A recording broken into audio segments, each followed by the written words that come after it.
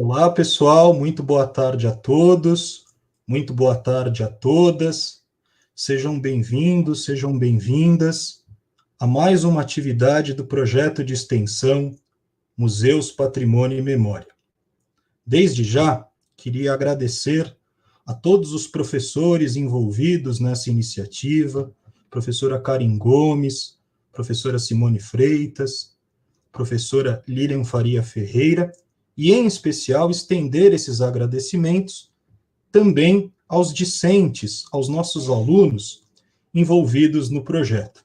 Então, fica aqui o nosso registro e o nosso agradecimento para Bruna, Danilo, Evelyn, Elismara, Núbia, Letícia, Ricardo e Hernandes. Para quem não conhece o projeto de extensão Museus, Patrimônio e Memória, esse projeto ele foi concebido em meados do ano de 2018. Naquele período, muito em sinergia com as discussões sobre os 70 anos da Declaração Universal dos Direitos Humanos, nós realizamos, num primeiro momento, um percurso, um circuito das relações étnico-raciais dentro dos espaços de memória na cidade de São Paulo. Neste sentido, realizamos uma série de visitas técnicas em museus da cidade. Inicialmente, visitamos o Museu da Diversidade Sexual, localizado na Praça da República. Fizemos também uma visita técnica no MAM, no Museu de Arte Moderna. E no segundo semestre daquele ano, percorremos também os acervos, as coleções e as exposições do Museu Afro-Brasil e também a Pinacoteca. Em meio à realização dessas visitas técnicas, infelizmente, no ano de 2020, como vocês sabem, nós tivemos a ascensão da pandemia. Então, esse projeto ele teve que ser reformulado em uma série de ações, e nesse segundo semestre de 2020, idealizamos e concretizamos visitas técnicas virtuais com outros museus da cidade de São Paulo. Então, quero, desde já, também agradecer a esses parceiros, aos educativos desses museus, porque nós realizamos uma primeira atividade com o Museu Memória do Bexiga, o MUMB, fizemos uma segunda atividade nesse semestre com o MAI-USP, o Museu de Arqueologia e Etnologia da Universidade de São Paulo, e, por fim, como a penúltima atividade, fizemos também abordagens relacionadas com as coleções do MAC, o Museu de Arte Contemporânea, também da Universidade de São Paulo. E no dia de hoje, temos pela frente aqui o Museu de Arte Sacra de São Paulo. Então, mais uma vez, eu queria agradecer imensamente a toda a equipe do museu, aos funcionários aí da ação educativa e, em especial, a nossa convidada, a professora Vanessa Ribeiro, que é formada em História pela Universidade de São Paulo, mestre também em História na mesma universidade e que atualmente coordena o quadro da ação educativa do museu. Para quem não me conhece, eu sou o professor Gustavo Menon, um dos professores responsáveis pela coordenação desse projeto de extensão, e até para efeitos de autodescrição, queria mencionar para vocês que estou de óculos, tenho a pele branca, estou com uma camiseta também branca, barba e cabelos escuros, meu cabelo está penteado para trás, e ao meu fundo tenho aqui uma série de placas de registros aí das minhas viagens. Tá bem? Então, vamos começando aqui a nossa atividade. Queria saudar todos vocês que estão interagindo no nosso chat. Fiquem à vontade para pontuar aí o curso de vocês, fiquem à vontade, então, para fazer as devidas intervenções. E a dinâmica da atividade, basicamente, ela volta-se em dois blocos.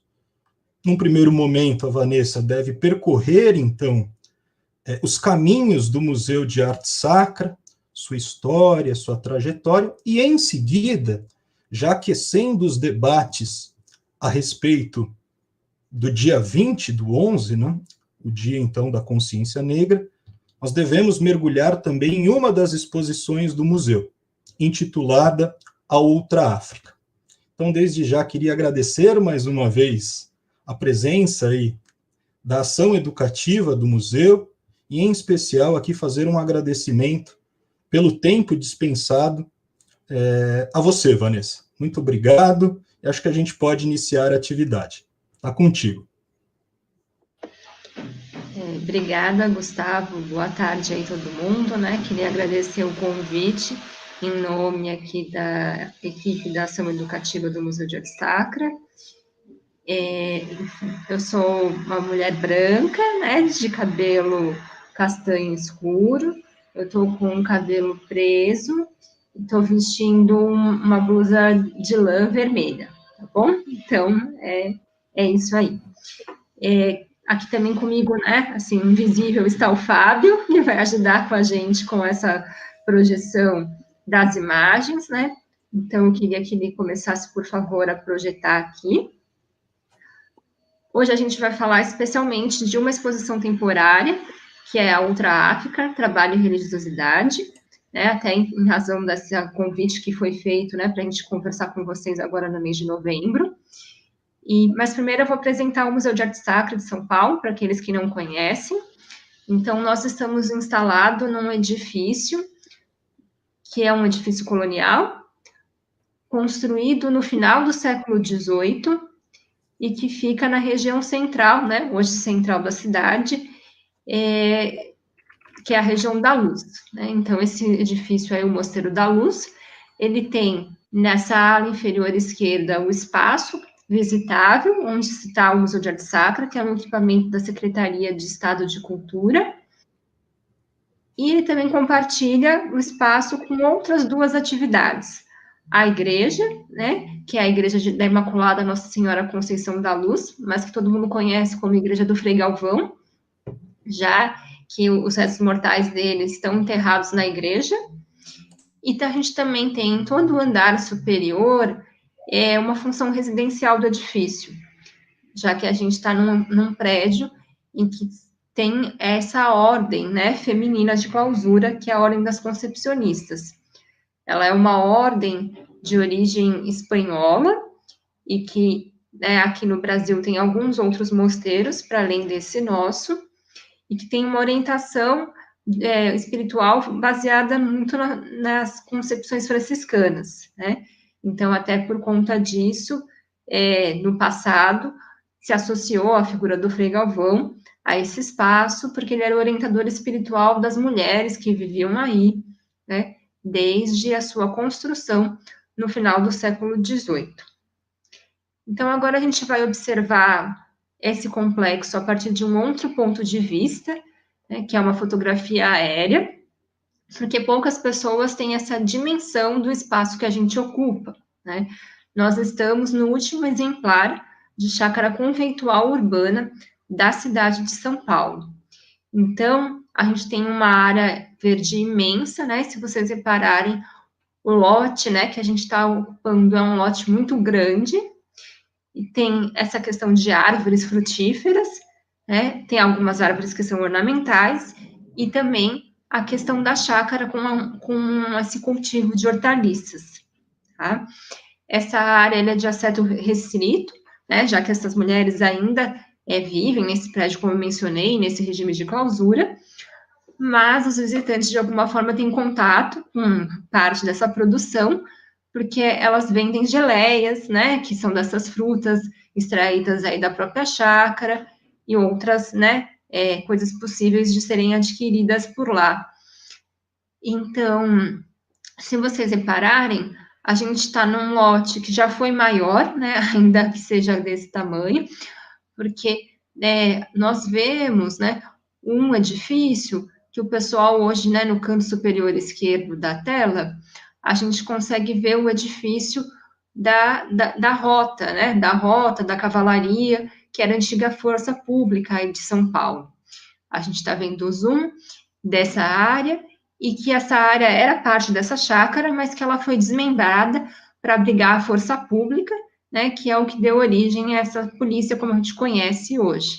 Tá? Então, nosso espaço era bem mais amplo, e ele é um dos primeiros a ocupar essa região ao norte, aí, da cidade de São Paulo, que hoje a gente entende, né, como parte da cidade, até como centro, mas vale a pena a gente lembrar que até a década de 50, né, do século 20, essa região aí, ela era muito desabitada, né, não tinha um loteamento mais extensivo. Ela era, né, até então, quando da construção, uma área fora da cidade, já que a cidade era restrita a essa região que nós conhecemos como Triângulo Central, né, que são aquela região que tem a Rua Direita, a São Bento e a igreja também lá de São Francisco, né, esse triângulo formado aí por essas edificações, tá? Então, isso é importante na nossa história, até porque isso assegura a permanência da edificação. Ela foi um espaço que, desde sua construção, nunca ficou vazia, sempre funcionou como uma área residencial e que ficava fora da cidade. Então, por conta disso, existe a permanência, né, desse espaço. O Museu de Arte Sacra, ele se instala nesse prédio no final dos anos 60, né, com um decreto-lei que vai criar o Museu de Arte Sacra e outros museus tipológicos aqui do estado. Então, o próprio museu que hoje a gente conhece como MCB, né, o Museu da Casa Brasileira, a ideia da Pinacoteca ser especializada, de fato, como um museu de arte, isso vem por esse decreto estadual. Mas o nosso espaço abre ao público só nos anos 70, né, em junho dos anos 70. Então, esse ano a gente comemorou 50 anos de funcionamento, né, de abertura pública do Museu de Arte Sacra. Então, esse é um pouco a trajetória, né? E se pensou, desde sua inauguração, que o espaço ideal para abrigar o Museu de Arte Sacra seria esse, né? O Mosteiro da Luz. Dada a sua importância na paisagem da cidade, né? Essa temporalidade mais antiga que ele trazia, e também uma área possível, né? Para ter esse acervo. Nosso acervo hoje tem cerca de 18 mil obras, a gente trabalha com um número aproximado, em razão de mudanças dentro do Partido Museológico na contagem das peças, né? Então, em determinado momento, um presépio, não importa se tivesse 100 peças ou 3, ele era considerado 1, né? Mas depois isso foi mudando e cada pecinha foi ganhando um número diferente, então por isso a gente dá esse número aproximado, tá? Esse acervo, ele é composto por coleções, tanto do governo do estado, que desde a abertura da instituição passa a adquirir, né, objetos para criar uma coleção de arte sacra, então objetos sobretudo do que é essa arte sacra paulista, que as pessoas tinham dentro da sua própria residência, ou essa arte sacra, né, mais que estava no ambiente mesmo litúrgico das igrejas, mas de outros estados. Então isso faz com que a gente tenha, ainda que seja um Museu de Arte Sacra de São Paulo, a gente tenha, né, objetos representativos do que foi a arte sacra no Brasil, tá? A segunda coleção é a própria coleção da Arquidiocese de São Paulo, que está dentro desse projeto por conta de um comodato, desde a fundação e até a atualidade, fazendo a cessão desses objetos mais antigos, dessas ocupações de igrejas tanto da capital como do que hoje a gente entende por região metropolitana, né? Então Santana do Parnaíba, Embu das Artes, e essas regiões envoltórias. E, por fim, uma coleção de objetos muito diminuta, que são aquelas relacionadas diretamente ao uso do edifício, né, que nós ocupamos. Então, objetos que estão integrados aí nessa arquitetura do edifício, ou que foram, né, utilizados por essas mulheres que moravam aí, né, desde o século XVIII, tá? Uma curiosidade importante, né, sobre esse prédio é que ainda que todo mundo conheça como mosteiro, né, ele começou como um recolhimento feminino. Isso para a gente é importante salientar, porque isso tem a ver com um projeto, né, político da metrópole para a colônia quando da construção. Então não era assim incentivado que as mulheres, né, que estivessem aptas ao casamento para ajudar no povoamento da vila, da cidade, seguissem uma vida religiosa. Então, a gente sabe que, de fato, existiam muitas das mulheres que estavam aí recolhidas nesse intuito de seguir uma vida religiosa, mas que isso não era estimulado. Por outro lado, a gente entende esse espaço como um espaço de protagonismo feminino, Por quê? A priori, as mulheres que lá estavam, ou eram porque eram órfãs, né, ou porque tinha ausência de uma figura masculina, né, então um pai, marido, enfim, irmãos, pensando que não era socialmente aceito que essas mulheres circulassem na rua, né, desacompanhadas nesse período. Mas nesse espaço, né, que elas ficavam recolhidas, elas tinham uma autonomia, mesmo no regimento do próprio dia, das ações e nessas decisões da vida cotidiana. Então, hoje a gente também revê essa história nesse sentido, como um espaço em que foi possível esse protagonismo. Agora, passando um pouquinho só algumas obras aqui do nosso acervo, para vocês terem uma dimensão. A gente tem uma coleção de pintura, aí eu trouxe para vocês uma imagem de uma tela do Benedito Calixto, que faz parte do nosso acervo. Ela é interessante porque mostra edificações que já não existem mais na paisagem, né? Que é essa antiga Igreja da Sé, que a gente vê à direita, né? Com uma torre única, né? Em tamanho maior. E, no fundo, a Igreja de São Pedro Clérigo. Ela é uma igreja, né? Que a gente está dando um zoom agora para vocês observarem melhor, com dois torreões e um frontão, e ela ficava numa região, né, hoje, próximo do que a gente tem lá, né, do que seria aquela parte da pedonal, né, de passeio de pedestres perto da Praça da Sé, né, aquela área. E que a gente hoje não tem nenhum vestígio desse espaço e que isso acabou sendo incorporado ao nosso acervo, né? Seja esses objetos que pertenciam a essa antiga igreja, seja essa representação feita pelo pintor, já com esse intuito, né, de valorizar uma cidade que estava sendo, né, apagada por essas transformações urbanas, né, com o período republicano, sobretudo, de fomento, né, a pavimentação de ruas, e que, com isso, esses espaços foram demolidos da cidade.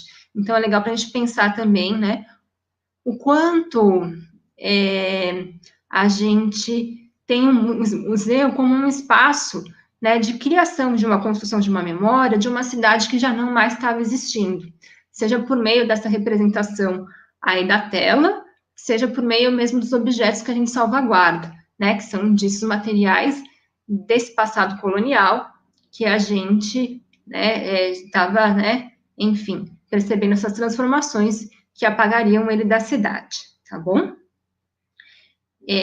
Por fim, nós temos também um outro acervo, né, na sequência, que a gente vai mostrar aqui, que é aquele que todo mundo associa ao nosso espaço, que são as esculturas, né? Então, essa escultura que eu trago para vocês é uma escultura do Frei Agostinho de Jesus. Ele é carioca, né? Mas ele viveu na região de Santana do Parnaíba, e aí, por conta disso, teve um movimento muito forte de entender que o Agostinho de Jesus seria o Aleijadinho paulista, né? Que seria alguém que teria também essa capacidade técnica muito apurada nessa produção dessa imaginária em barro. As esculturas aqui de São Paulo, né, desse início, elas são todas feitas em barro, pensando até na própria matéria-prima que a gente tem aqui. Então, seria mais acessível. E aí, essa imagem que nós trazemos da Nossa Senhora dos Prazeres. Por fim, a gente passa aqui mais para uma coleção popular, aí, de fato, dessa devoção que as pessoas tinham no âmbito privado, né, no interior das suas casas, que são essas esculturas chamadas de paulistinhas, porque elas eram muito populares aqui, né, no estado de São Paulo, sobretudo na região do Vale do Paraíba, e elas eram pequenas, né, porque elas eram portáteis. A ideia é que a pessoa pudesse também levar, né, durante essas viagens, essas pequenas esculturas, tá? E essa que a gente traz aí no centro, né, até o São Gonçalo Violeiro, que é uma coisa bem popular aí, né, a devoção a esse santo. Agora seguimos, de fato, entrando aqui, né, um pouco só para explicar como que funciona a ação educativa, né, lá do Museu de Arte Sacra. Então, a gente tem algumas estratégias de ação, que são essas que estão aí colocadas para vocês. Então, a mediação, pensando nos diferentes públicos, né, que a gente recebe desde públicos escolares, de educação infantil a nível superior, até, né, públicos considerados como não públicos e que atualmente já são, né, por ação do educativo, parte desses visitantes. Então, pessoas em situação de vulnerabilidade social, pessoas com deficiência, idosos, o público do entorno, famílias, enfim, profissionais de turismo, professores, esses com os quais a gente tem desenvolvido ações aí. A produção de materiais educativos, então, tanto no âmbito de materiais, né, físicos, como digitais, a gente já tinha uma produção de materiais digitais antes mesmo da pandemia, né, de Covid-19, então, isso é uma característica aqui do nosso educativo.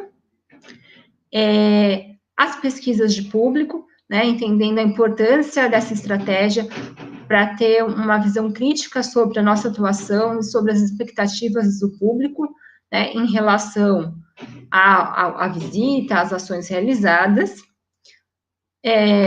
Os recursos tecnológicos, então, o Museu de Arte Sacra, o Twitter, né, oficial da instituição, ele é gerenciado aqui pela ação educativa, então, todo o conteúdo lá produzido é criado por nós. E, por fim, essa formação continuada da equipe de educadores, né, entendendo que isso é fundamental dentro de uma instituição museológica para que a gente consiga bem receber esse público, né, e muito numa perspectiva que a educação ela nunca é um projeto, né, completado, né, a gente está sempre aprendendo novas coisas, não importa quanto tempo a gente desempenha nossas funções aí dentro do espaço do museu. Só detalhando um pouco mais a sequência, os programas que nós organizamos lá, a gente tem uma série de programas que são desenvolvidos com os públicos. Então, o laboratório de experiências, que é o público que a gente cria, né, ações em parceria com as escolas, pensando nessa relação entre museu e escola, sempre de uma forma, né, de um diálogo horizontal, não numa intenção de mostrar que existe, né, saberes diferentes, mas que podem ser conversados, nunca entendendo que existe uma pior ou melhor, né, dentro do que seria educação formal ou não formal, a praticada dentro do museu. A orientação do professor, então nós temos ações e encontros voltados para aqueles que já estão atuando aí enquanto docentes nos diferentes níveis de ensino.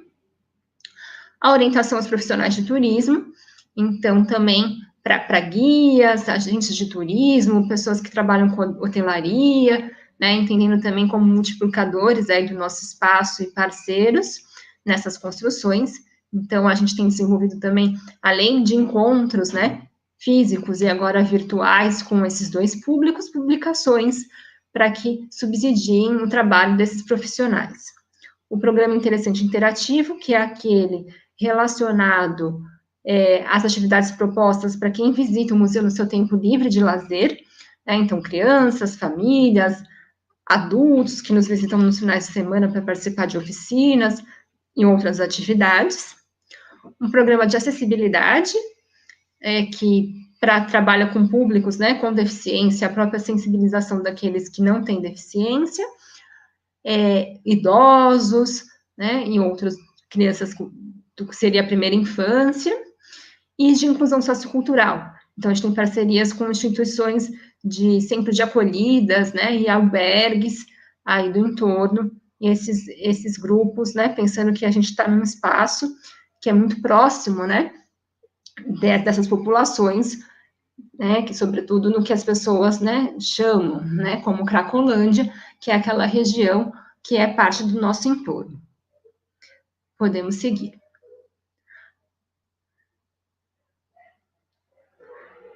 Agora eu vou falar um pouquinho por que tem essa exposição da Ultra África, né, que é o que a gente vai se deter hoje na visita, mas isso vem dentro de um processo do Museu de Arte Sacra de estabelecer relações com outros grupos, né? A gente tem uma formação que é atrelada a uma religiosidade específica, né, até em razão dessa nossa coleção, mas nas exposições temporárias, a gente busca, né, agora, né, desde essa exposição aí, a gente tem buscado uma parceria, né, para trazer outras expressões religiosas para o nosso espaço. Então, essa aconteceu, né, em 2017, e é uma exposição que foi feita em parceria com o Consulado de Israel, mas em vez de a gente trazer um grupo, né, que era mais esperado dentro de Israel, que seriam os judeus, a gente trouxe os drusos, que é um grupo minoritário dentro do Estado de Israel. Eles não existem só em Israel, eles, né, têm em outras regiões do Oriente Médio. Os drusos, eles têm uma filosofia, né, até um tanto que a gente poderia chamar de mágico-religiosa, e muito ligada também a filósofos mesmo, né, como Platão, e eles são um grupo que não tem cruzamentos, né, eles fazem casamentos entre si. Então, até um aspecto curioso é que as grandes pesquisas, né, sobre genoma, DNA, são feitas com drusos, porque eles não têm, né, essa migração, né, esse contato com outros grupos. Essa exposição foi uma exposição de fotografia, de um fotoclube, né, de fotógrafos de drusos lá de Israel, e aí a gente traz uma dessas imagens. Então, aí que começou esse processo do museu trazer essas exposições de outras culturas para dentro do nosso espaço, por meio das exposições temporárias. E agora entramos, de fato, na exposição que a gente vai conversar hoje, a Outra África, mas falando também por que isso se justifica no nosso espaço. No acervo do museu, nós temos presépios africanos, que são pouco conhecidos, seja por não ser uma prática muito disseminada no próprio continente, né, seja em razão da gente ter essa coleção que poucas vezes foi exposta, né, ela geralmente é exposta nessas exposições de final de ano, mas que desperta o estudo, né, o interesse de estudiosos da universidade, da academia, para entender um pouco esses processos. Essa daqui que a gente está mostrando é um presépio da etnia Mossi, da Burkina Faso, e que já mostra uma questão que a gente vai conversar bastante hoje, que é sobre essas tecnologias das sociedades africanas, né? Que muitas vezes existe um discurso que tende a trazer, né, uma ideia de que há um atraso tecnológico das populações africanas, e pelo contrário, né? Essa técnica pela qual foi feito esse objeto é a técnica da cera perdida, que justamente, né, nessa tradição da história da arte africana, né, se entende que quando foram descobertas, né, obras, né, com essa técnica, né, que são as cabeças de fé, né, se pensou que fosse uma questão de que o europeu havia ensinado isso enquanto uma prática para as populações africanas. E a gente sabe que não, pelo contrário, que isso é uma prática tradicional da metalurgia, que está pulverizada, né, em várias regiões da África, e não só nessa região da Nigéria, tá? Então, passamos para um outro presépio, parte do nosso acervo também, que é o presépio nigeriano, aí de origem iorubá. A gente traz aqui só um destaque desse presépio, que é essa embarcação, né, com esses remadores. O que faz com que os presépios sejam tão populares é justamente essa possibilidade de ele incorporar elementos das culturas locais que os produzem, para além da ideia da Sagrada Família, né? A Sagrada Família é comum a qualquer presépio, mas os demais, né, personagens, eles são produzidos de acordo com essas culturas locais. Passamos na sequência. Um outro presépio africano do museu é esse presépio do Zimbábue, né? Então, já de uma região não tão nessa costa ocidental da África, né, como os demais que eu mostrei anteriormente, mas que também mostra, né, esse uso aí da madeira e essa manutenção, né, de características estilísticas das próprias culturas locais na concepção desses objetos. E agora sim entramos na exposição da Outra África.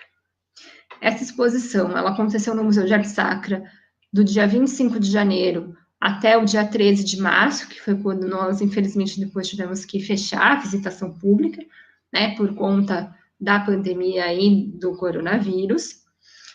E essa exposição, ela teve a curadoria do Renato Araújo, que é um pesquisador, né, de arte africana.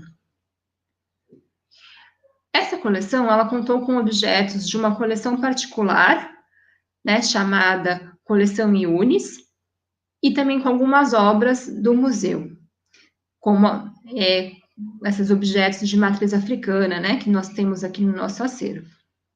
Essa é uma foto, né, dessa entrada por onde as pessoas adentravam essa exposição, a sala principal, e a gente tinha uma variedade enorme de objetos de diferentes grupos, né, e povos. A gente pode passar na sequência.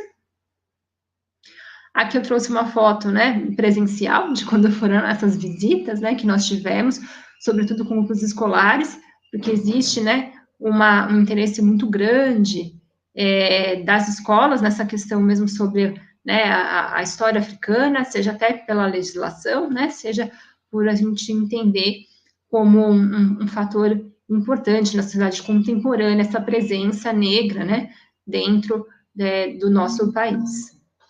Então, seguimos. Agora vocês vão observar as diferentes, né, etnias que nós tínhamos lá representadas nessa amostra. A amostra não está mais possível de ser visitada presencialmente, ainda que nós já retomamos, né, com a abertura do museu, mas na internet nós temos uma visita virtual à exposição da Outra África, então vocês podem ver no site do museu. A gente tinha muitas etnias, né, e isso é quase nada, se a gente for olhar no mapa da África, né, o quanto ainda a gente desconhece esses demais grupos, né, que habitam esse território. E aí, o importante para a gente é mostrar essa pluralidade, né, do espaço, até porque as pessoas tendem a pensar a África como uma coisa homogênea, né, e ela é muito distinta, seja em relação às paisagens, seja aos grupos que lá habitam. Hoje, especialmente, a gente vai falar de alguns grupos, sobretudo dessa região da costa da África, né, porque, de fato, é aquela que, em razão, né, desses contatos, até da própria questão do tráfico atlântico, é aquele que a gente teve, né, mais interface. Então, são esses que, de fato, a gente conhece mais a respeito dessas sociedades. A primeira das sociedades que nós vamos mostrar aqui é o povo Bwa, né? O povo Bwa, ele fica nessa região que a gente está mostrando aí, né? Nessa região, dentro do que a gente tem também nessa costa da África. A gente vai ver uma primeira obra desse grupo, que é uma máscara hierote, né? O hierote é a borboleta, né? Feita no século XX. O que é interessante é a gente pensar nesse padrão gráfico, né, que é muito geometrizado na produção desses objetos, e que justamente, né, essa geometrização, ela vai trazer um encantamento depois, né, pensando nesses artistas modernos, né, que vão se encantar pelo que seria essa arte africana. A máscara hierote, a gente vai passar uma outra imagem para entender como é o uso dessa máscara. No museu, nós temos só, né, parte da máscara, que a gente chama que ela é uma máscara de topo, porque ela fica, né, no topo da cabeça. Mas a máscara é o todo, né? Então, todo esse tecido que a gente está vendo, né, de que a pessoa, né, se veste no momento dessa festa, ela é parte da máscara, né? Ela também é a máscara. É que o que a gente tende a chamar como máscara, né, é só essa parte em madeira, que é aquilo que é colecionado nos museus. O que é importante da gente destacar é que essa máscara ela é usada durante as festividades da colheita da agricultura, né? Porque eles entendem, até porque essa representação da borboleta, né? Porque essa questão da chuva, né? E esse ciclo natural que faz com que vai ter, né, uma fertilidade para a terra e que você vai ter depois os frutos. Então, essas máscaras, como a gente costuma dizer, elas são dançadas, né? E elas só tornam-se, né, de fato, máscaras quando elas estão nesse momento, né, da dança. A gente pode seguir. Aqui um detalhe de uma outra máscara hierote que fazia parte dessa amostra, né, dessa coleção particular, também, né, desse mesmo povo, né, o povo Bwa. E ela é enorme, né? Essa máscara, ela chega a ter às vezes até quase 2 metros de comprimento, tá? Então, ela é uma máscara muito grande. Então, para a gente pensar, né, na própria questão da dança, né, com essa máscara, o quanto isso exige daquele que a porta, né, uma disposição. Então, agora passamos aqui para um detalhe, né, em que vocês conseguem observar um pouco desse processo aí de coloração da máscara. É usado, né, elementos sempre naturais nessa pintura, né. Nesse caso, a gente tem alguns elementos aí, então, a própria questão de fezes de lagartos, né, que são extraídas para dar essas colorações, né, e que muitas vezes nesse comércio, já que se existe, né, da arte africana, que é um comércio, né, sobretudo do Ocidente, valorizado pelo turismo, enfim, que você tende a colocar essas pátinas, né, mais em evidência para atestar o que seria um tempo mais antigo aí dessas obras, né, enfim. Então, agora passamos para outro grupo, que é o povo senufo, né, o povo senufo, que a gente vê aí no mapa, onde está localizado, né, na região da Costa do Marfim. E agora a gente vai trazer um outro objeto desse grupo, que é a porta de celeiro. A porta de celeiro, ela é muito importante nessas sociedades, porque elas também são sociedades agrícolas, e que a gente tem tempos, né, possíveis de terem uma colheita para você criar um estoque, porque isso não acontece durante o ano todo. Então, a porta de celeiro senufo, ela está relacionada, né, com a própria estrutura da vida dentro desses mitos de fundação de origem. Então, se a gente observar, né, e fazer a leitura aqui do que é essa representação da porta, a gente percebe um círculo nessa região central, e esse círculo, de fato, ele funciona, né, como se ele fosse o umbigo, né, pensando nessa ideia do nascimento. Então, a própria ideia, né, de que justamente você ter, né, essa questão do grão para você distribuir aquilo que assegura a manutenção da vida e do ciclo aí dessas populações senufo. E aí, nessa porta também, a gente tem algumas outras representações de animais que são relacionados, né, com essa questão da origem do grupo senufo. Então, a gente tem na parte inferior uma representação de um crocodilo, na fechadura a gente tem uma tartaruga, e em cima, que a gente tem aí um detalhe, a gente tem uma máscara, né, que é justamente uma máscara tradicional também dançada durante festas de colheita, e um pássaro, que é esse pássaro pequenininho do lado da máscara. A gente olhar no detalhe, né, ele é um pássaro e que ele tem a cabeça, né, com um bico meio voltado para o umbigo.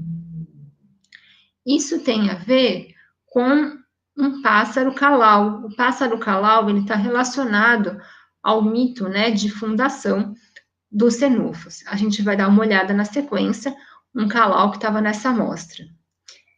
Esse pássaro calau, ele sempre tem o bico, né, voltado para o umbigo, porque existe nessa lenda, né, de que o que acontece? Você tinha uma população, uma mãe, né, que estava com o seu filhote e que ele vai carregar consigo, né, essa mãe, e que depois, né, justamente ao tocar, né, na testa, tocar na testa do homem com esse bico, né, isso tornaria os homens inteligentes, ele daria sabedoria ao homem e à mulher por esse toque, né? Então, por isso, essa representação. Já essa obra que a gente está vendo aqui, a gente sabe que ela já é feita dentro de um circuito, né, para venda, comercializada no Ocidente.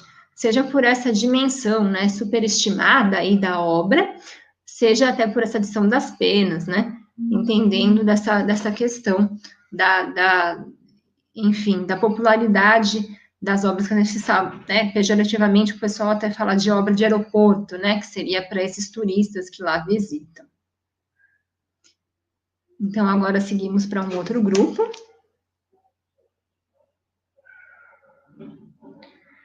Vamos falar do Baulé. O Baulé é um daqueles grupos, né, que vocês provavelmente mais devem conhecer, se tem um repertório aí de arte africana, porque eles eram muito admirados, né, sobretudo pelos modernistas, tá? Eles também ficam nessa região da Costa do Marfim. Aqui a gente traz uma máscara feminina, né? Essa máscara feminina Baulé, ela sempre tem esse formato longilíneo, né? Então, mais alongado, com esse nariz, né, proeminente, e com essa cabeleira com os penteados das mulheres, né? E tem as escarificações que a gente vê na região, né, das bochechas, que também são essas escarificações ligadas, né, a esse grupo aí dos baulês. Essas máscaras, elas, dentro da concepção mesmo dos grupos baulê, elas têm uma intenção de mostrar a perfeição, né, do que seria essa perfeição da imagem da figura humana, tá? Então, se busca nesse traçado justamente mostrar o que seria o rosto ideal, né, dentro dessa tradição.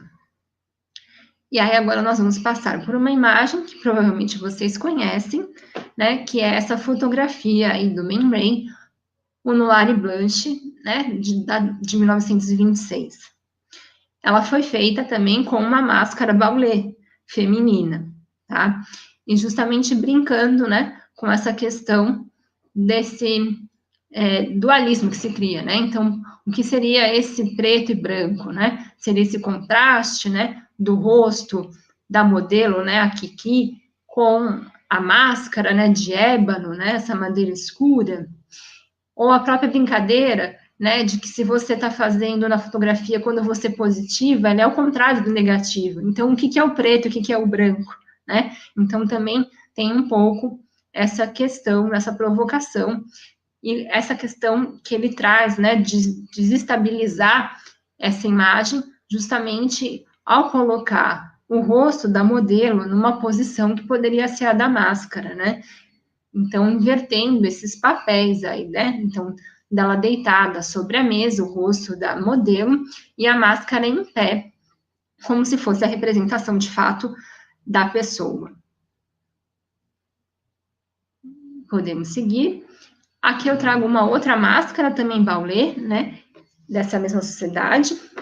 Aí já com essa indicação, né, dessa tardinha, que depois a gente vai conversar, que é a obra da semana, é parte das publicações que a gente desenvolve, né, no Twitter. Então, é uma outra máscara, né, dessas sociedades, a gente percebe um pouco essa manutenção dessas características estilísticas, né, que eu conversei com vocês. Então, nariz alongado, né, esse rosto, né, mais longilíneo, esses olhos amendoados. Podemos seguir para outro exemplo. E aí uma figura também, Baulé, que é tida também como uma figura satírica, né, que seria essa figura do colonizador, que eles chamam de Collor. Então, se a gente pensar aí na roupa dele, né, isso seria essa roupa da década de 40 aí, né, pensando nesses contatos com esse terninho, né, que ele porta, com a calça, o chapéu. Então, essa representação, né, nessa estatuária, do que seria esse colonizador. E que era feito enquanto uma sátira mesmo, né, aos colonizadores, mas que depois isso também cai no gosto do próprio colonizador, ter essa representação aí de si, feita, né, pelos baulês.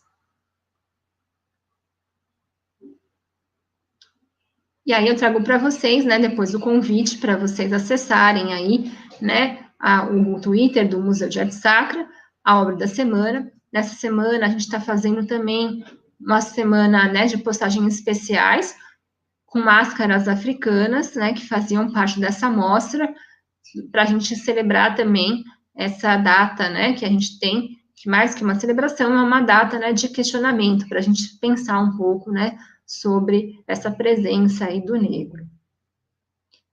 Podemos seguir. Por fim, eu vou entrar aqui, num objeto que é muito conhecido das pessoas, talvez não esse, mas vocês podem até jogar isso, né, que é a mancala. A mancala é tida como um dos jogos de tabuleiros mais antigos do mundo. Essa imagem que eu trago para vocês é do Neolítico, né? Ele é um jogo que surge, né, nessa região do Oriente Médio, então Irã e da Jordânia. E aí ele é disseminado ao longo do continente africano também, né? Até por esses intercâmbios que já, né, existiam entre essas sociedades. E ele chega no Brasil e por outros lugares no mundo, né? Então, globalmente, ele é um dos jogos mais jogados, né? Seja no continente africano, seja, né, em outras regiões. Se vocês procurarem nos aplicativos de celular, a gente pode até jogar Mancala online, né? Então, ele realmente é um jogo tão popular quanto seria o xadrez. E tem uma complexidade, né, de jogabilidade enorme, porque ela parte de um raciocínio completamente matemático. Então, seguimos aqui. Os primeiros registros, né, do jogo da Mancala, ele surge nesse livro, né, feito aí, né, pelo Kitab al-Faghani, né, e aqui ele vai registrar, né, o que a gente tem na tradução escrita, o que seria esse jogar da Mancala.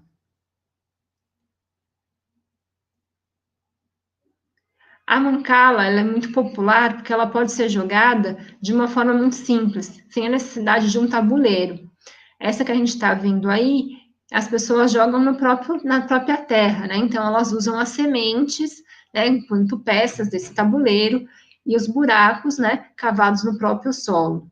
Então, a mancala, ela tem várias possibilidades de jogar de acordo com o local, né, em que ela é jogada. Então, ela tem regras diferentes, quantidades de buracos dentro do tabuleiro, e ela é tido como um jogo de semeadura, né, que é uma alusão mesmo ao movimento que você faz de colher, né, essas sementes, mudar para um outro, né, para um outro buraco, né, na ideia do plantar, até que você consiga chegar, né, à extremidade do tabuleiro, que seria a colheita, que é quando você ganha essas peças no final da partida.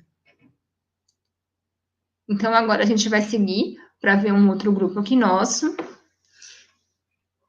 que é o povo Dan, que é a mancala que a gente tinha dentro do acervo aí dessa coleção do Jorge Unes na exposição.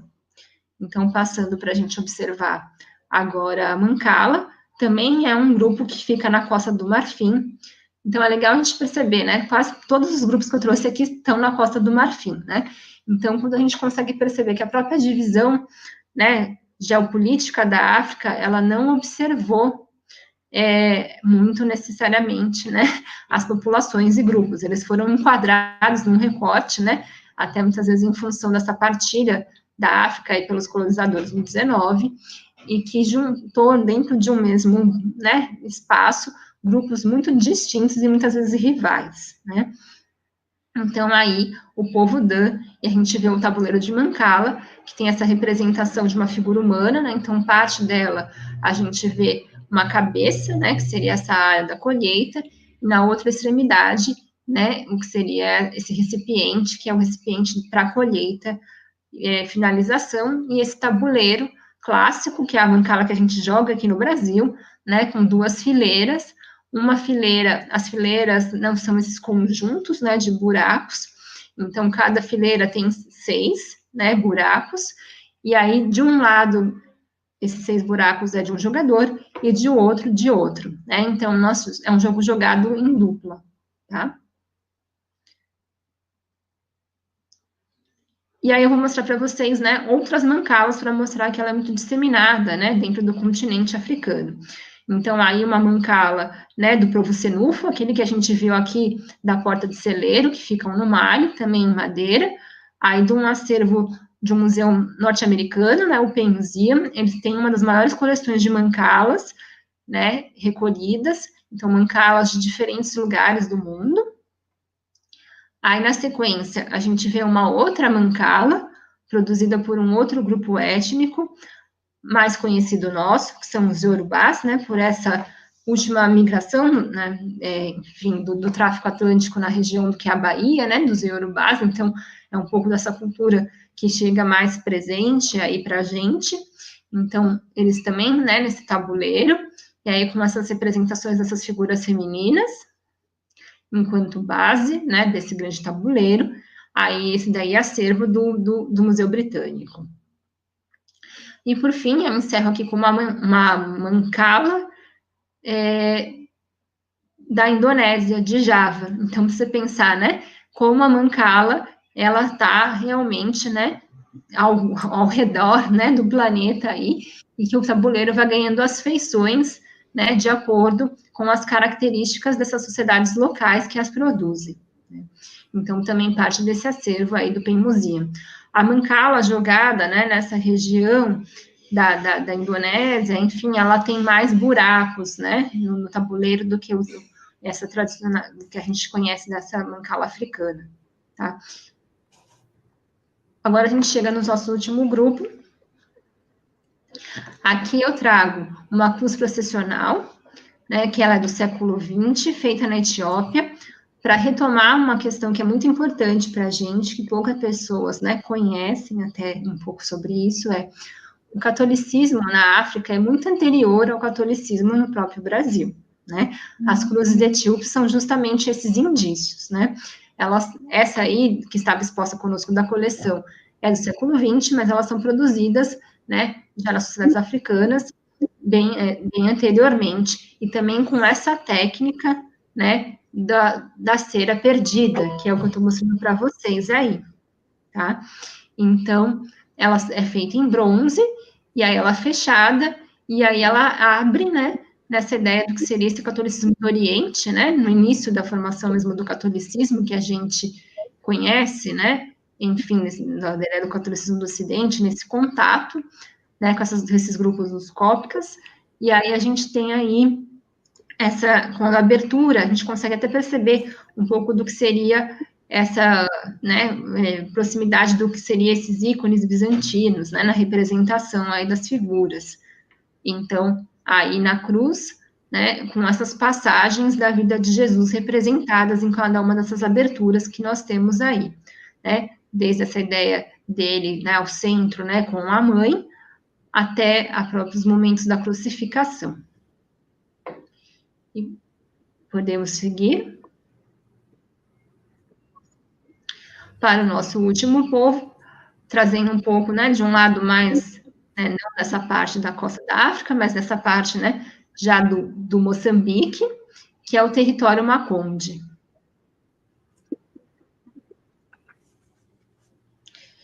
E aí uma máscara muito tradicional, que é a máscara lípico, que é feita em madeira. Ela tem a ver, né, com a própria questão do mito de origem, né, dos Maconde, que se diz que o primeiro homem, ele era, né, alguém que esculpia a madeira, né, em que ele esculpe uma mulher, né, para que ele possa ter, né, esse casamento. E aí, ao lado, né, à esquerda, né, no topo superior, a gente tem uma foto, né, do que seria essa máscara em uso, né? Ela também é uma máscara de topo, tá? Então, por mais que a gente pense, né, que ela vai ser, enfim, um capacete que a pessoa veste, não, ela fica no topo da cabeça, né? E a pessoa embaixo, né, com toda essa parte aí dos tecidos, né? Porque ela também é uma máscara dançada. Seguimos. Aqui já é uma escultura, né, de um religioso produzido em Moçambique, e aí a gente consegue perceber, né, o quanto essa estética dos Maconde, ela permanece nessa representação. Então, aqui, né, o detalhe da cabeça, ela é uma estrutura de uma máscara lípico, né, que a gente passou anteriormente. Então, a própria ideia da cabeleira, né, os olhos, a fisionomia da boca. Então, isso para a gente é muito interessante pensar nessas estratégias, né, que são aí colocadas para que essas permanências, né, dessas culturas, elas apareçam. E que isso é uma prática, né, muito associada à própria questão do humano, né, o quanto não o humano tem essa ideia, né, dessa representação, dessa manutenção aí desses símbolos, né? Muitos símbolos que são símbolos, né, universais, que às vezes a gente atribui uma ou outra cultura, mas eles estão presentes em diversas, né? Seguimos. Era isso, gente, né? É uma visita, né, bem imersiva aí, mostrando essa pluralidade, né, do continente africano. Essa questão, né, de quanto essa tecnologia e esses grupos, eles são distintos, né, e que trazem para a gente muitos saberes, a gente que pouco conhece, né, mas da complexidade dessas produções, seja do ponto de vista artístico, né, que a gente sabe que vai encantar, enfim, esses artistas modernistas, né, como eu mostrei para vocês aqui, mas também, né, nessa questão tecnológica, desse pensamento matemático muito avançado, que a gente percebe na confecção desde de uma simbologia dentro de uma máscara, né, até a produção sofisticada de um objeto pela metalurgia. Queria agradecer aí a todos, e aí passo aqui a palavra para o Gustavo, né, não sei se a gente vai agora para esse debate, né, para as perguntas aqui.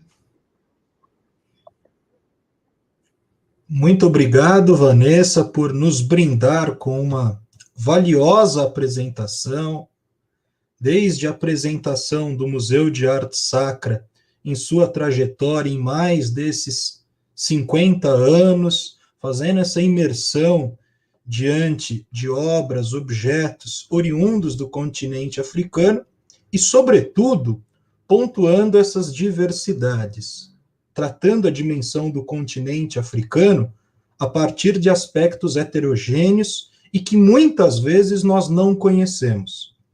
Então, da minha parte, estou absolutamente satisfeito, me senti contemplado aqui pela apresentação, aprendi muito, porque muitas vezes falta capilaridade em termos de efetivação da nossa legislação para o conhecimento das culturas africanas e afro-brasileiras no Brasil.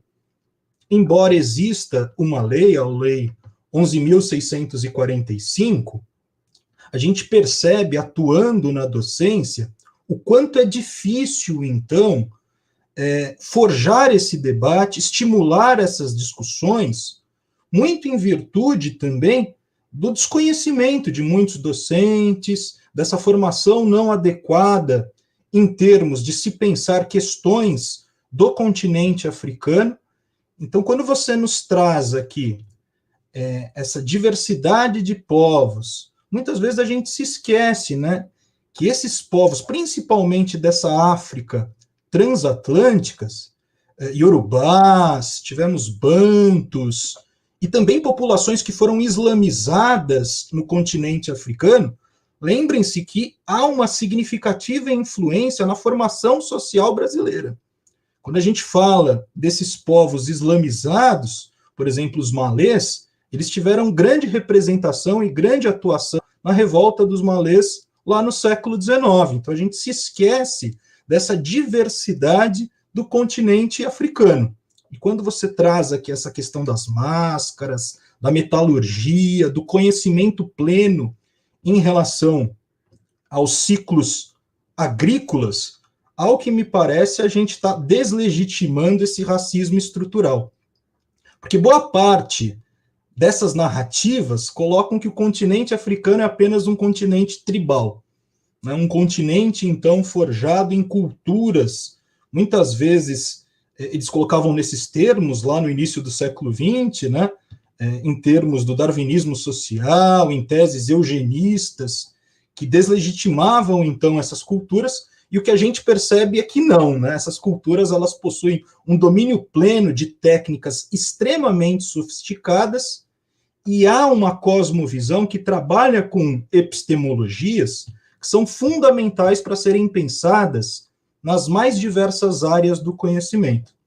Então, eu queria colocar tempero aqui no nosso debate, Vanessa, já que eu estou fazendo esse papel de mediação, eu vou startar aqui uma primeira pergunta. Tá? Como é que você enxerga, então, principalmente na rede de ensino, a efetivação dessa legislação para o conhecimento das culturas africanas e afro-brasileiras em especial nas escolas públicas, na nossa rede de ensino, como é que isso vem sendo tratado no campo da historiografia? Então, acho que essa é uma primeira pergunta importante, mas, mais uma vez, queria aqui registrar alguns agradecimentos.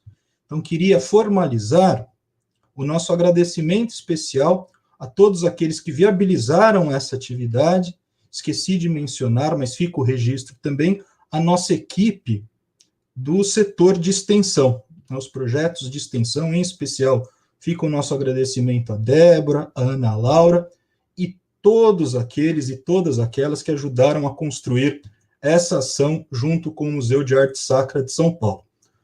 Podemos começar por essa pergunta, então, Vanessa? Claro, Gustavo.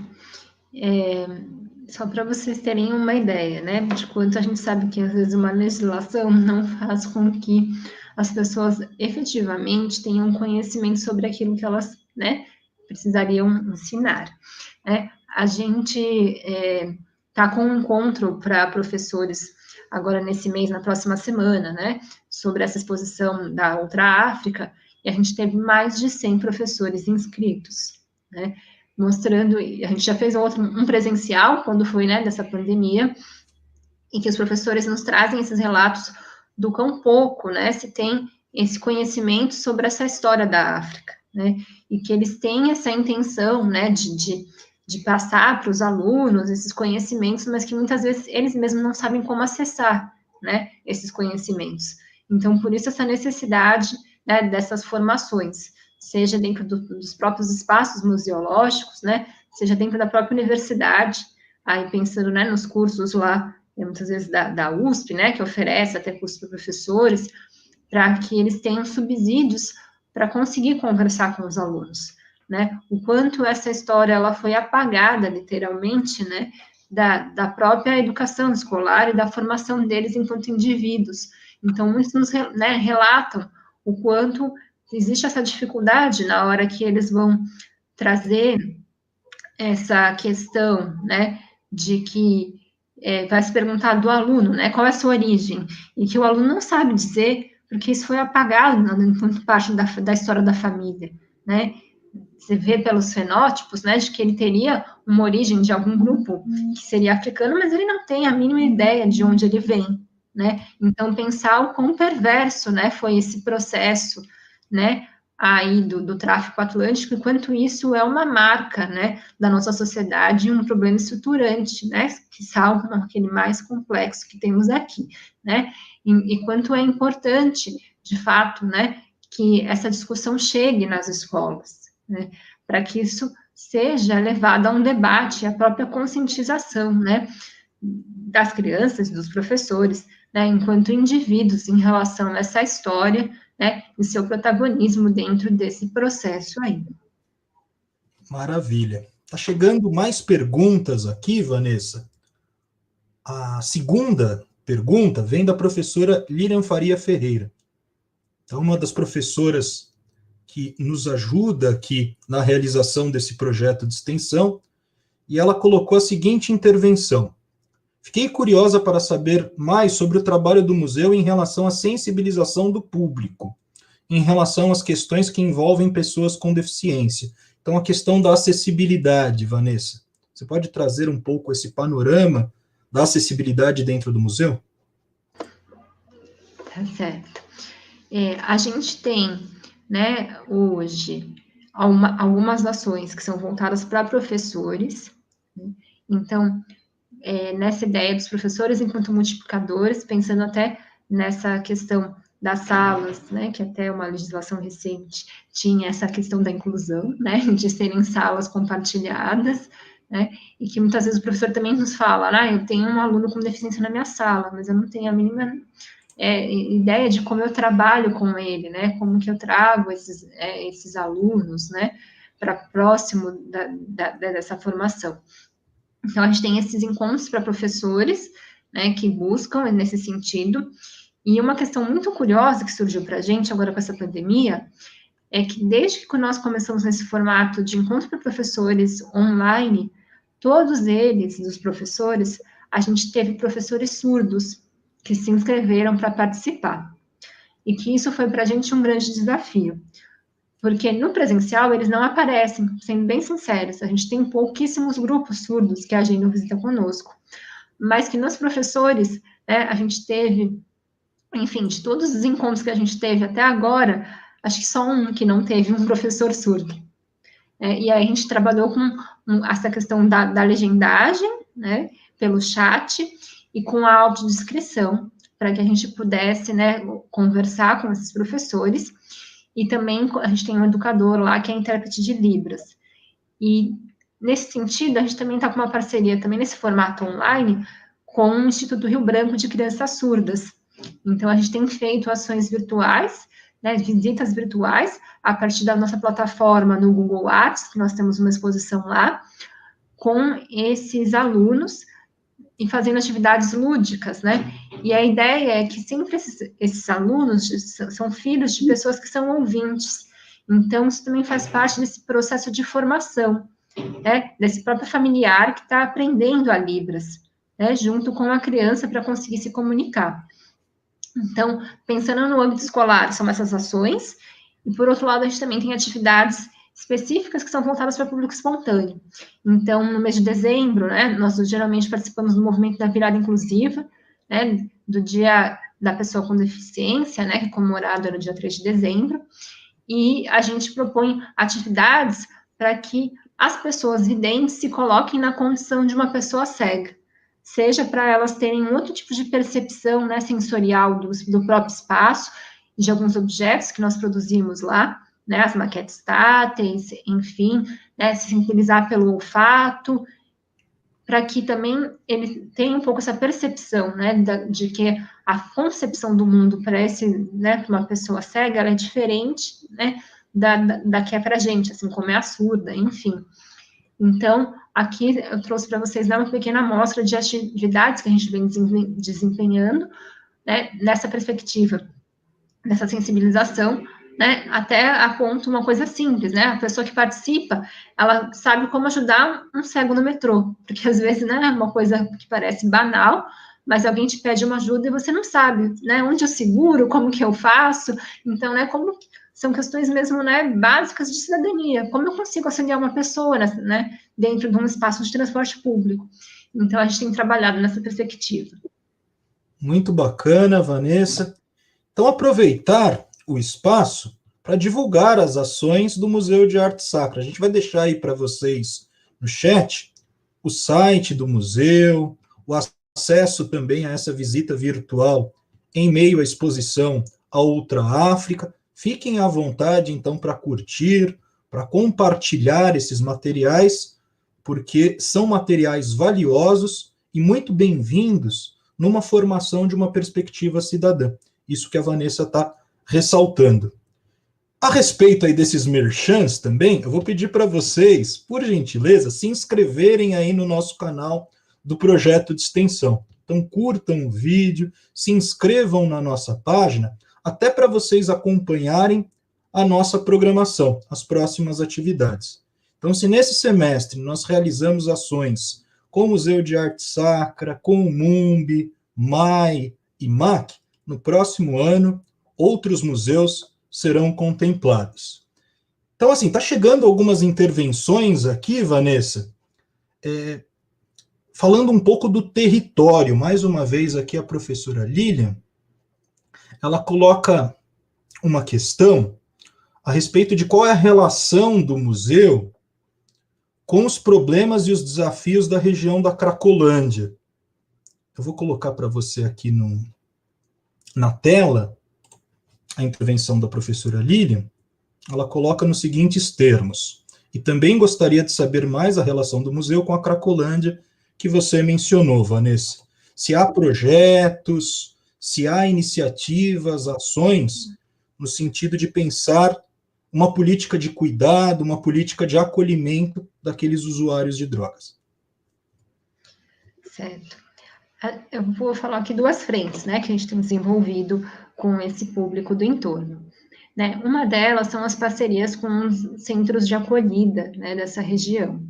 Então, a gente tem um deles muito grande, que está nessa região, que é o Complexo Prates, né, na Rua Prates, que está próximo nesse caminho, e que a gente tem recebido, né, feito parceria, o próprio núcleo Boracéia, então, né, são esses complexos maiores que estão nesse entorno do que seria, né, tido aí como Cracolândia. Então, a gente faz ações continuadas, né, junto com as assistentes sociais, para que esses grupos, eles façam visitas ao museu, mas nunca a visita é feita como a primeira ação. Né? No primeiro momento, os educadores vão até o centro de acolhida, para a gente propor oficinas, né, para sensibilizar e conhecer esse público, né, sobre a questão da arte, do nosso próprio acervo, para que só depois dessas ações, né, mesmo de criação de vínculos, né, estabelecer esses vínculos e né, esses elos de confiança com essas pessoas, né, é que a gente consegue, né, trazer esses grupos para o museu. Então, o museu subsidia a van, né, o transporte, no caso desses que são um pouquinho mais afastados, para que eles participem de visitas e oficinas também lá no nosso espaço. E uma delas que foi muito marcante para a gente é a oficina de pinhole, né, que é aquela fotografia na lata. E aí, de ouvir essas pessoas que a lata que eles usam, né, nesse sentido da drogatização, sendo entendida como um objeto que eles poderiam produzir imagens, né. Então, para a gente foi muito marcante essa experiência que a gente teve. Uma outra ação que a gente também desempenhou, e que a gente desempenha, é um projeto chamado Território Vivo, que é um projeto, né, com o território, e a gente iniciou ele em parceria com o Teatro de Container Mugunzá, está bem no centro, né, do que as pessoas chamam como Cracolândia, que tem uma política, né, de acolhida, enfim, de várias atividades que eles fazem com as populações que lá estão, desde eles assistirem peças, né, que eles promovem, né, no espaço do Mugunzá, quando a gente tinha peças presenciais, e a gente fez um projeto de deriva pelo território para conhecer alguns agentes, né, e passando para entender um pouco o que era essa ocupação da cidade e essa relação. Disso resultou para a gente uma série de entrevistas, então, esses informantes, né, cada um acabava indicando um próximo, e a gente percebia a relação de pessoas, às vezes, muito distintas, de grupos, né, de lugares diferentes, para perceber essa apropriação aí da cidade. E aí, a gente transformou em pequenos curtas, né, que podem ser acessados aí no nosso site também, e a gente fez uma grande exibição lá no Teatro de Container, quando foi desse lançamento, para que essas pessoas também pudessem partilhar e assistir um pouco, né, e entender um pouco esses sujeitos aí do território, até um pouco nessa expectativa no momento que a gente tinha essa ideia de que o Bom Retiro estava sendo chamado de Little Seul, né, e aí entendendo que o Bom Retiro, né, e aquela região não são coreanos só, a gente tem coreanos, mas a gente tem vários outros grupos que também habitam esse mesmo território. Muito bom, Vanessa. Importante ressaltar essas ações, essas medidas que vão em direção exatamente à redução dos danos, a uma afirmação de uma política de cuidado, de acolhimento. Então, um trabalho significativo por parte do museu. Vanessa, a gente aqui, no projeto de extensão Museus, Patrimônio e Memória, a gente sempre sinaliza nas considerações finais para algumas obras, alguns livros importantes que dialoguem com a temática que está sendo abordada. Então, ao que me parece, recentemente nós tivemos todo um esforço na publicação de certas obras sobre a história da África, né, respeitando as particularidades, as especificidades de cada um desses grupos diversos que você trouxe na apresentação de hoje. Então, vale a pena citar aqui, por exemplo, a coleção da Unesco, né, organizada pela Unesco, História Geral da África, está disponível em 8 volumes, obra de domínio público, e que todos os nossos alunos deveriam acessar, como uma leitura aí obrigatória. Mas, ao que me parece, em pesquisas das mais diversas naturezas, há a introdução de autores africanos. Por exemplo, no campo da literatura, muita gente lendo o Miacouto, na filosofia, o Achille Mbembe com o conceito de necropolítica. Então, assim, dá para falar um pouquinho mais das abordagens historiográficas a respeito de uma introdução, né, nessas leituras, de uma introdução sobre essa história geral da África, respeitando, claro, essas particularidades dos mais diversos grupos.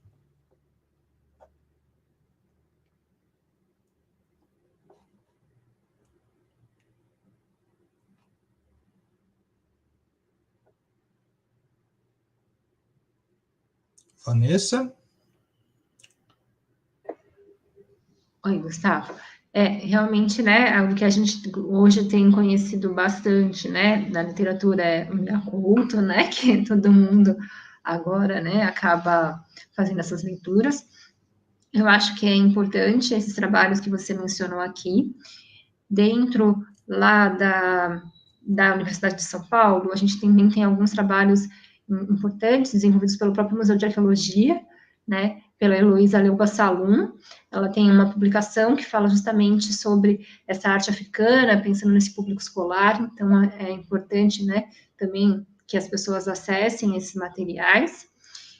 A própria professora do Departamento de História, né, a Leila, também tem muitas publicações que trazem um pouco essa relação, né, então eu acho que esses são materiais importantíssimos, né, o professor Kabengele e o professor Serrano, das sociais, também lá dentro da Universidade de São Paulo, também tem muitos artigos, né, que tratam um pouco, os dois são africanos, né, o Kabengele, né, é de Moçambique, e o Serrano de Angola, um negro, um branco, e trazem essas várias abordagens aí sobre esses processos da colonização e esses efeitos que a gente percebe deles, né, ainda na sociedade contemporânea. Então, eu acho que são leituras aí importantes para a gente ter um pouco mais, né, sobre essa dimensão plural desse continente. Muito boas as indicações. E a respeito da programação, Vanessa, quais são as próximas exposições que estão por vir no Museu de Arte Sacra? O que a gente pode acessar também no site da instituição? Fique à vontade aí para vender o peixe do Museu de Arte Sacra. Tá ótimo. Eu vi, né, muitos comentários aqui do pessoal sobre a Mancala, né, no chat, falando que as pessoas jogam Mancala na rede pública, que tem essa questão, né, de fazer com caixa de ovo para fazer o tabuleiro. Dentro do site do Museu de Arte Sacra, a gente tem uma seção que chama Mas em Casa. E boa parte dos materiais que são lá disponibilizados, eles são feitos pelo Educativo. A gente tem uma receita de tabuleiro do Mancala para vocês produzirem em casa, feito com materiais bem simples, né? No caso, sal e farinha e água, né? E a gente consegue fazer esses tabuleiros, eles são muito duráveis. A gente tem lá no museu tabuleiros que foram feitos em 2014 e até hoje eles estão lá. Então, a gente tem essa receitinha, a gente dá umas dicas de algumas jogadas, né, de Mancala, para aqueles, né, que se aventurarem aí a jogar a Mancala. Pensando também nessas ações que a gente conversou aqui, a gente tem os vídeos, né, do projeto Território Vivo, e outras ações que podem ser acessadas. A gente tem um livro de colorir que a gente fez para crianças, né? A gente também já traz nesse livro algumas questões sobre esses objetos de matriz africana que o museu salvaguarda. Então, já entendendo, né, a importância, enfim, desde, né, da criança da primeira infância ter contato com esse tipo de objeto, né, por uma coisa simples que seria um livro de colorir, enfim, com atividades e desenhos, tá? A gente tem também os encontros virtuais que são realizados, né, com professores, profissionais de turismo. Então, infelizmente, como eu falei para vocês, esse da Ultráfrica está esgotado, porque a gente teve muita, né, procura. A gente pretende desenvolver mais encontros. A gente vai ter um encontro agora sobre os presépios, e aí as exposições que vão abrir presencialmente no museu, né, são essas exposições de presépios, que são tradicional lá no Museu de Arte Sacra. Então, a gente vai ter uma exposição de presépios lá dentro do museu e uma na plataforma do metrô Tiradentes, que é uma sala que o museu tem, né, dentro da própria estação do metrô. Então, os usuários do metrô, eles conseguem acessar, porque ela está dentro da catraca, né? Então, se você, de repente, está indo de um caminho para outro, pode dar uma passada por lá. Então, e nela a gente vai exibir o presépio do Zimbábue. Então, vocês vão poder ver eles de pertinho lá, né, para quem ficou interessado aí.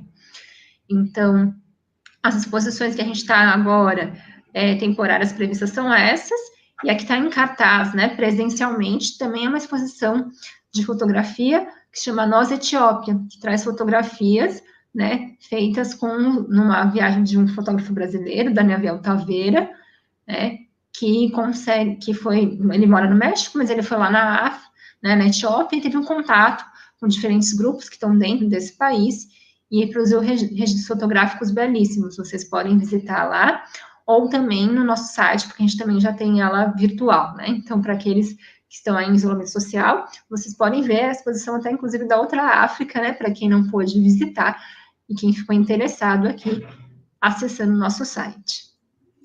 Muito bom, Vanessa. Vale ressaltar também que o Museu de Arte Sacra está do lado da nossa unidade do Senac Tiradentes, né? Então, ali muito próximo ao Parque da Luz, muito próximo àquela região central que é cercada de outros museus, como o Museu da Língua Portuguesa. A gente tem a intenção de trazer também o Museu da Língua Portuguesa para as nossas ações do projeto de extensão Museus, Patrimônio e Memória. Muito bacana. Geralmente, nós fazíamos uma atividade no mês de novembro com o Museu Afro Brasil, lá do Parque do Ibirapuera. E tem muita gente que está se assustando aqui, falando, nossa, mas tem arte africana no Museu de Arte Sacra? Tem. Para além das máscaras, nós temos aí outros objetos, outros artefatos que são extremamente ricos, extremamente significativos, que a Vanessa pontuou ao longo da atividade. Então, assim, para encaminhar para as considerações finais, muito obrigado novamente, Vanessa, a toda a equipe da Ação Educativa, e a gente espera que, pós-pandemia, a gente possa, então, realizar uma visita presencial. Estou já me convidando aqui, convidando os nossos alunos para que eles possam, então, visitar outras exposições e o espaço do Museu de Arte Sacra.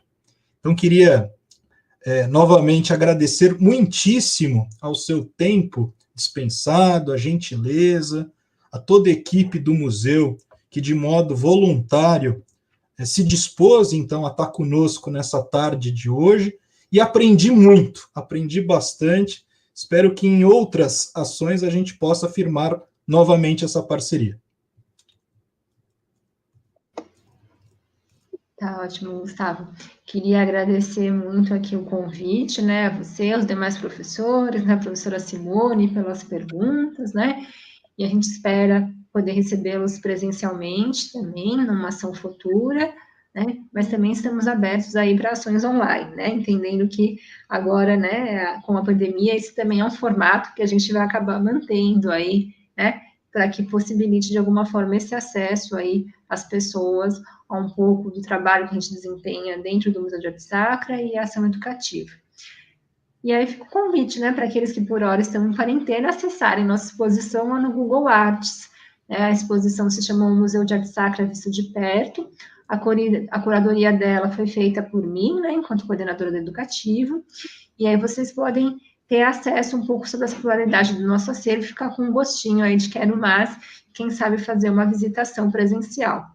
O museu, por hora, ele está aberto apenas para grupos espontâneos, né? Não tem agendamentos, então vocês conseguem comprar os ingressos pelos online, inclusive, né? Pelo site, pelo sistema do Simpla.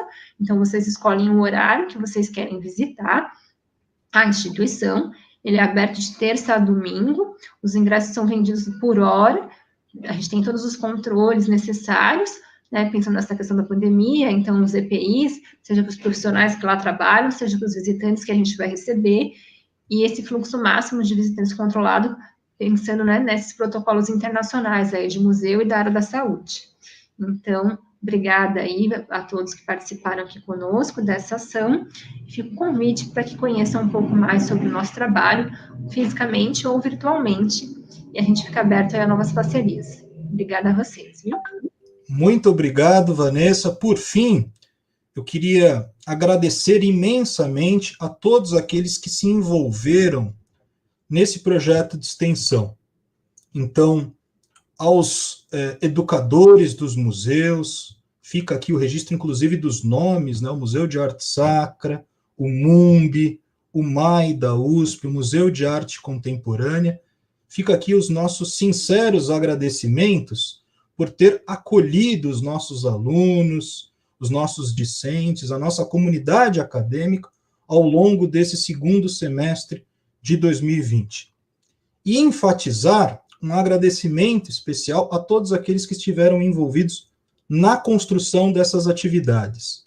Tá? Então, a professora Karen, a professora Lilian Faria Ferreira, já mencionei, mas quero enfatizar, a professora Simone Freitas e os nossos alunos, que ajudam a desenvolver as artes, entram em contato com as instituições, articulam as propostas, debatem temáticas a serem problematizadas.